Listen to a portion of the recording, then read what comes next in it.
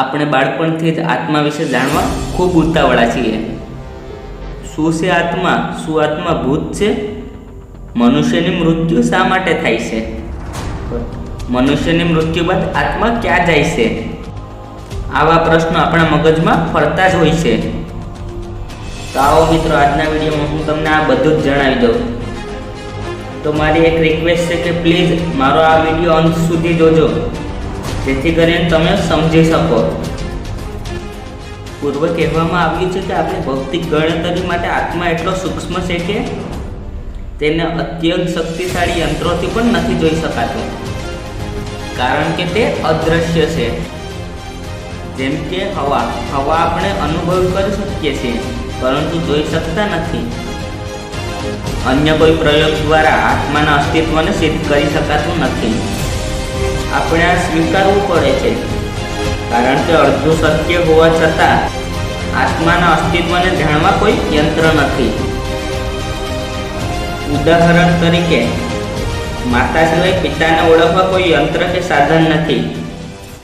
એ જ રીતે આત્માના અસ્તિત્વને જાણવા બીજો કોઈ ઉપાય નથી. તો હવે મિત્રો જણાવું તમને કે મૃત્યુ શા માટે થાય છે. તો કહી દઉં કે શરીરમાં ફેરફાર થાય છે, આત્મામાં કદી નથી ફેરફાર થતો. ઉદાહરણ તરીકે, તમારી પાસે નવા કપડાં છે, તેનો ધીમે ધીમે રંગ જાય છે, તેમાં કાણા પડવા લાગે છે, જેના લીધે તમે તે કપડાથી કંટાળી ફેંકી દો છો અને નવા કપડાં ફરીથી લ્યો છો. તો મિત્રો, આવી જ રીતે આપણા દાંત પડવા લાગે છે, વાળ ખરવા લાગે છે, અથવા આંખોની રોશની પણ ઓછી થવા લાગે છે, જેના કારણે આત્મા આપણા શરીરથી કંટાળી બીજા નવા શરીરમાં જાય છે, અને એટલે જ મનુષ્યની મૃત્યુ થાય છે. તો મિત્રો, ખબર પડી ને કે શરીરમાં ફેરફાર થાય છે, આત્મામાં ફેરફાર કદી નથી થતો.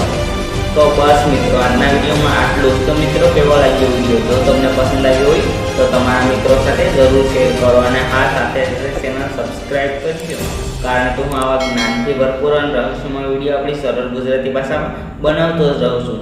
તમારો બહુમૂલ્ય સમય આપવા બદલ ખૂબ ખૂબ આભાર.